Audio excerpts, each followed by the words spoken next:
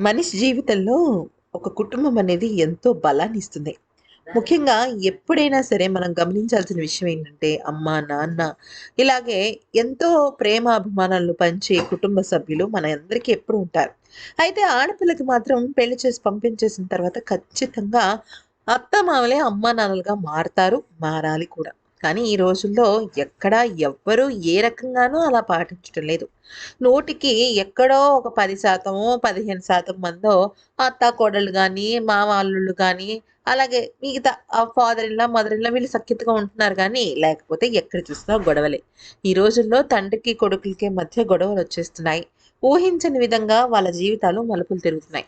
అయితే ఇప్పుడు మనం తెలుసుకోబోయే ఈ కథలో గనక అంటే ఈ జరిగిన రియల్ ఫ్యాక్ట్ ఏదైతే ఉందో, అది ఒక కోడలు ఒక మావగారిని గదిలో బంధిస్తుంది. బంధించిన తర్వాత ఏమైంది? అసలు ఆ తర్వాత జరిగిన పరిణామాలేంటి? అసలు ఆ కోడలు మావగారిని ఎందుకు బంధించాల్సి వచ్చిందనేది గనక చూస్తే దిమ్మ తిరిగి బొమ్మ పడాల్సిందే. సరే విషయంలోకొచ్చినట్టయితే పూణేకి దగ్గరలో మహారాష్ట్రలో ఒక గ్రామంలో చక్కగా ఒక కుటుంబం ఉండేదనమాట.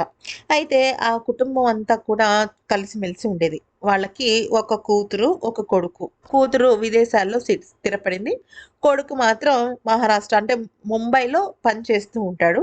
కానీ ఆయన అంటే పెద్దవాళ్ళు ఆ కొడుకు తల్లిదండ్రులు మాత్రం ఎప్పటినుంచో దాదాపుగా వాళ్ళ తాతల నుంచి వస్తున్న ఇంటిని కాపాడుకోవాలని చెప్పేసి ముంబైకి ఒక 30, 40 కిలోమీటర్ల దూరంలో ఒక చిన్న గ్రామం ఉండేది. ఆ గ్రామంలోనే వాళ్ళుంటారనమాట. అంటే ఇప్పుడంటే సిటీ అయిపోయింది గానీ, ఆహ్, కొంచెం కొత్త ముంబైకి, నవీ ముంబైకి కొంచెం దూరంగా ఉందని చెప్పుకోవచ్చు. అయితే ఆ ఇంట్లోనే వాళ్ళు హాయిగా ఉంటూ ఉండేవారు. కొడుక్కి పెళ్లి చేశాడు. కొడుక్కి కొడుకు దంపతులకి చక్కగా ఒక చిన్నారి బాబు పుట్టాడు. అంతా బానే ఉంది. అయితే హఠాత్తుగా ఏం జరిగిందంటే అత్తగారు చనిపోయింది. అంటే కొడుకు త ఈ భార్యాభర్తల్లో కొడుకు తల్లి చచ్చిపోయింది. తల్లి చనిపోవడంతో ఆ మామగారికి చాలా డిప్రెషనొచ్చేసింది. దాంతో ఆయన సరిగ్గా భోంచేయకపోవటము, సరిగ్గా ఆయన గురించి ఆయన కేర్ తీసుకోకపోవడంతో ఆయన ఆరోగ్యం బాగా క్షీణించింది. షుగర్ పెరిగిపోవటంతో ఆయన కాలుకి గ్యాంగ్రీయన్ వచ్చి కాలు తీసేశారనమాట. కొంత కాలు తీసేస్తే ఆయన అవిటి పడైపోయాడు. అయితే అంతకు మునుపు చాలా చక్కగా ఉండే వ్యక్తి కాస్త ఇంకొకళ్ళ మీద ఆధారపడాల్సిన అవసరం ఏర్పడిపోయింది ఆయనకి.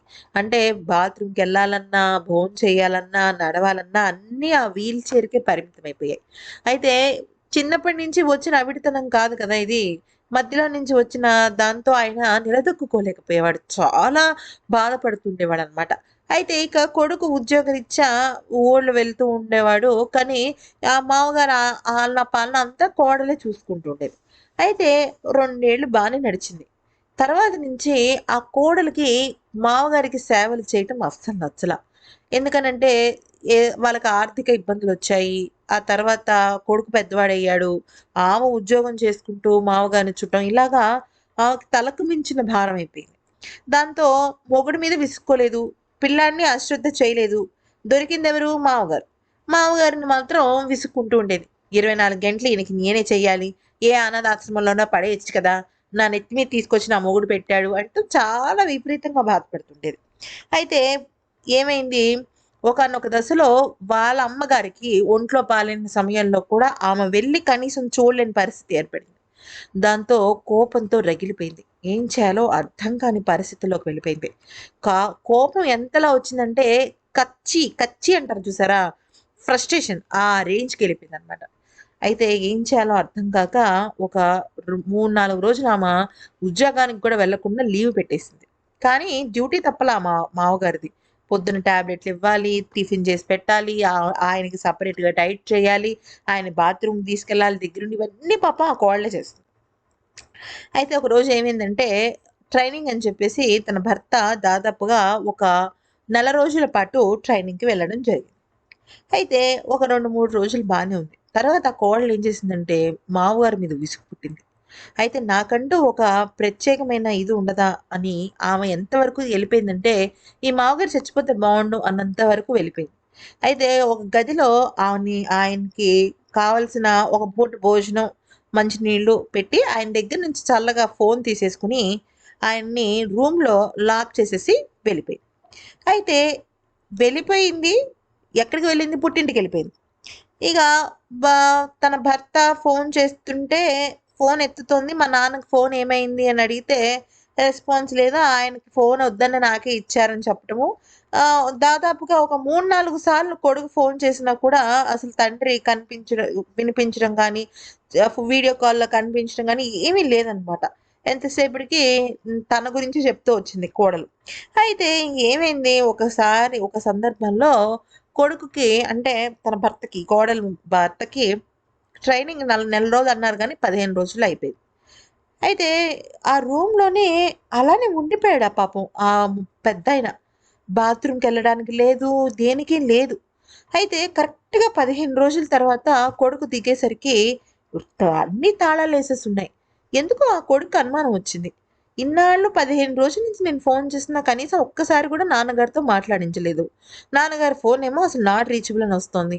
ఏం జరిగుంటుంది? ఏదైనా తేడా జరిగుంటుందా? అని చెప్పేసి ఎవ్వరికీ చెప్పకుండా నేరుగా ఇంటికెళ్ళిపోయి వాచ్‌మెన్ దగ్గర కీస్ తీసుకున్నాడనమాట. అంటే వాచ్‌మెన్ దగ్గర ఇంకో కీస్ ఉంటుంది. అయితే వాళ్ళ నాన్నగారి గది తాళం వేసేసుంటుంది. ఆ తాళం ఎక్కడుందో తెలీదు. ఇంక పగలగొట్టేస్తాడనమాట ఆ తాళాన్ని. తాళం తీసి చూసేసరికి వాళ్ళ నాన్న అలా విగతజీవిలా పడి ఉంటాడనమాట.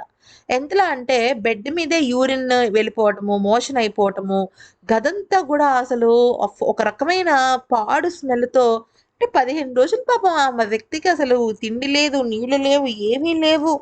ఇంకా కొడుకు షాక్ అయిపోతాడనమాట. ఏం జరుగుతుందో నాకు అర్థం కావడం లేదనుకుని, ఇక వెంటనే ఇమ్మీడియేట్‌గా హాస్పిటల్‌కి తీసుకెళ్ళి ఆయనకి ట్రీట్మెంట్ చేయిస్తాడు. అయితే ఈ విషయం ఏమి కోడలికి తెలీదు. అయితే ఇక ట్రీట్మెంట్ చేసిన తర్వాత డాక్టర్లంటారనమాట, "ఈయనకి దాదాపుగా 15 రోజుల నుంచి ఆహారం లేదండి. కనీసం ఆయన బాత్రూమ్‌కి వెళ్ళడానికి కూడా ఎవరు సహకరించడం లేదు. బెడ్ మీదే ఆయనంతా చేసేసుకోవడం జరిగింది. ఇక తిండి లేక ఆయనకి లో షుగర్ వచ్చేసి ఆయన కుప్పకూలిపోయాడు" అని చెప్పడంతో ఇక ఆ కొడుక్కి ఏం చేయాలో అర్థం కాలేదనమాట. ఇక కామ్‌గా ఉండిపోయాడు. అసలు ఏమీ మాట్లాడలేదు. తన భార్యకి కూడా ఫోన్ చేయలేదు. సరేనండి ఎంత ఖర్చున్నా పర్లేదు మా నాన్నగారిని బ్రతికించండి అని అన్నారు. ఓ 2 రోజుల తర్వాత ఆయన మళ్ళీ స్పృహలోకి రావటం, కొంతవరకు రికవర్ అవ్వడం జరిగింది. వాళ్ళ డాక్టర్లు ఒకటే చెప్పారు. కొన ఊపిరిలో తీసుకొచ్చారు అని చెప్పేసి. అయితే కరెక్ట్‌గా 20 రోజుల తర్వాత ఈమె ఫోన్ చేసింది భర్తకి. అయితే భర్త ఫోన్ చేసి నేను బిజీగా ఉన్నాను ట్రైనింగ్ కదా అని ఫోన్ పెట్టేసాడు. కానీ తండ్రి గురించి ఇంత చెప్పలా. అంటే తను చెప్తుందేమో అని ఎదురు చూసాడు. అట్‌లీస్ట్ ఈ క్షణానికైనా. అసలు ఆమె చెప్పలా. కామ్‌గా దిగింది 20వ రోజు. దిగేసరికి వాచ్‌మెన్ చెప్పాడు 5 రోజుల క్రితమే సారొచ్చి కీస్ తీసుకున్నారని. ఇక హాస్పిటల్‌కెళ్ళేటప్పటికి కొడుకు దవడ పేలగొడతాడనమాట ఆ కోడలిది. అంటే ఏంటి నువ్వు చేస్తున్నది? ఆ భర్త భార్యని తిడతాడు. నీకు నిజంగా నువ్వంత చేయలేని పరిస్థితుల్లో ఉంటే, నాకు గనక గట్టిగా చెప్పుండుంటే, నేను ఏ పనమ్మాయినో పెట్టేవాడిని. నువ్వు ఇంతలా మా నాన్న చచ్చిపోవాలని చూసావా? అని చెప్పేసి తిట్టేసరికి ఆమె ఏడ్చేస్తుందనమాట. అప్పుడు ఆ కొడుక్కి అర్థమవుతుంది. సరే ఇంగ నా తండ్రిని నేనే చూసుకోవాలి అని చెప్పేసి వర్క్ ఫ్రమ్ హోమ్ తీసుకొని తన తండ్రికి తానే తోడుగా ఉన్నాడనమాట. అయితే ఈ మొత్తం అంతా కూడా ఈ కోడలికి ఒకప్పుడు మంచి అమ్మాయే. కానీ ప పరిస్థితులు, చుట్టుపక్కలున్న జనాలు, తన ఇంటి కుటుంబానికి సంబంధించిన విషయాలు ఇవన్నీ తనకి తలకు మించిన భారమైపోయి, ఇంక మావగారిని చచ్చిపోయినా పర్లేదు అనే స్థాయికి వెళ్ళింది. అంటే ఒక్కొక్కసారి ఇది ఎక్కడ జరిగింది అంటే మహారాష్ట్రలోనే జరిగింది ఫ్రెండ్స్. అయితే ఒక గ్రామం అంటే గ్రామం అని కూడా చెప్పలేము. ఒక టౌన్ అని చెప్పొచ్చనమాట. అయితే ఇది నాందేడ్ దగ్గరలో జరిగిన ఒక యథార్థ గాథ. అయితే ఆ తర్వాత ఆ కోడలు బుద్ధి తెచ్చుకుని మామగారికి క్షమాపణ చెప్పింది. కానీ ఒకవేళ కొడుకు రాబట్టి, ఒకవేళ 15 రోజుల కన్నా తర్వాతే వచ్చుంటే తండ్రి పోయుండేవాడు కదా! అలాగా తల్లిదండ్రుల విషయంలో కానీ, అత్తమామల విషయంలో కానీ ఒకళ్ళొకళ్ళు విషయం చెప్పుకుంటేనే తెలుస్తుంది.